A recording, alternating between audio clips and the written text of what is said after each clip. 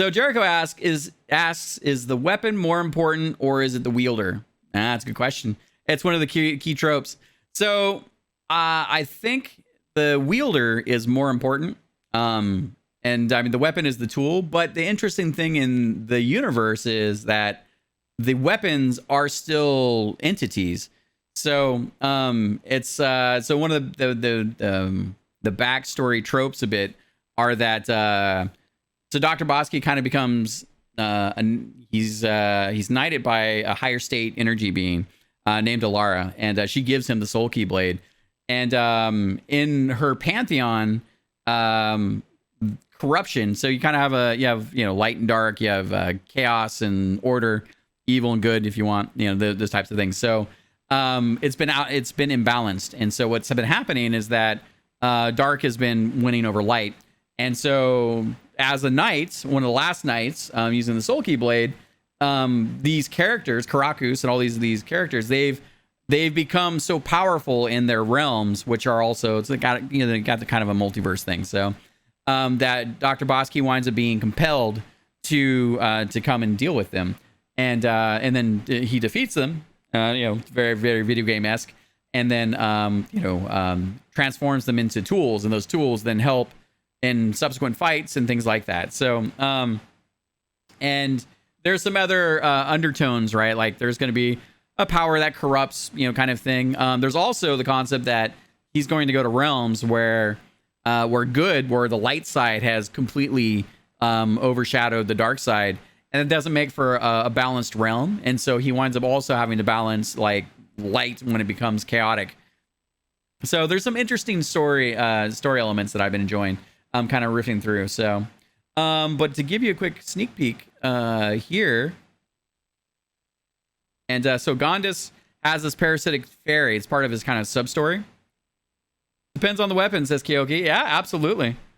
Well, I guess, when a weapon exudes too much power, some action that would have been fine to take, wielding the weapon becomes amplified, and so you can actually, create more chaos than expected, I guess, from that. Yeah, that's a good point. I like it. Yeah, so this is the guy that we're working on right now. He's got his defeated pose. And then one of the things I'm super excited about, and then we'll get back to playing a little bit before we run out of time. So with the parasitic fairy, one of the happy accents we had. So Nada, this bioluminescent cord, she can travel hundreds and hundreds of meters. So they generally hang out in subterranean caverns. And so she's kind of got like this will-o'-the-wisp thing. It's kind of got like an anglerfish inspiration, And so she's fully sentient. They're in love. They found love, chemical romance. She actually dominated him, kind of parasite-wise, and they wound up having their own balance. But that's a different story. But so she lures people back to basically where they're hanging out, and he's just hanging out there. And then when adventurers get too close, he takes care of them. So they kind of work in tandem that way. And then one of the fun things that we discovered is like the cable could also be the holder for what we call the mammer. It's a hammer mace kind of hybrid. Jericho says, can a weapon carry a non-skilled user or by a non-skilled user? So weapons are sentient to some degree. Yep, they're still alive. So their living essence reforms into, with the Soulkey blade, the weapon, and the weapon has elements of the characters. So in the case of Karakus, it's a large bastard sword that's in the shape of one of his front one of his legs that are metallic. That has a flaming element aspect to it. Jericho says, don't things work differently physically in these alternate realms? Not too much, honestly. I think it's a good question.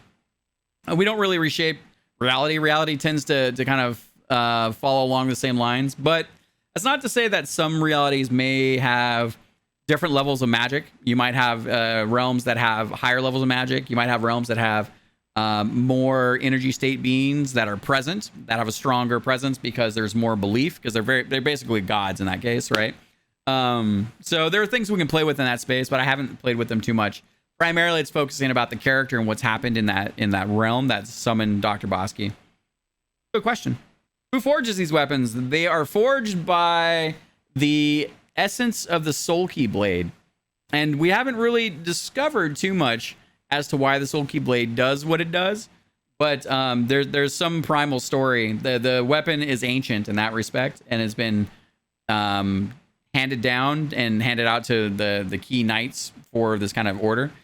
Long gone, like that. You know, some lots it's completely buried to time. But there's something else going on in the inside of that. But the weapon itself is the Forger. Are they tangible beings? These forget. So the Soulkey blade itself right now doesn't have a living entity any longer that is, at least, we'll put it this way. I would say that the essence of the Soulkey blade, that essence is now dormant, and it's more of a tool than in the case of like when you make the Karaku's Bastard Sword, where the Karaku's Bastard Sword on my mind still contains the essence of Karaku's. And you know, what happens often is that when these beings are defeated, they actually start to come around to being these implements to then carry forward and kind of rebalance. So they actually sort of appreciate being released, but contained to then to be part of kind of the, you know, a force that is trying to reclaim balance. So they kind of recognize a bit more of like some of their motivations. You know, it's a very, very power corrupts kind of story.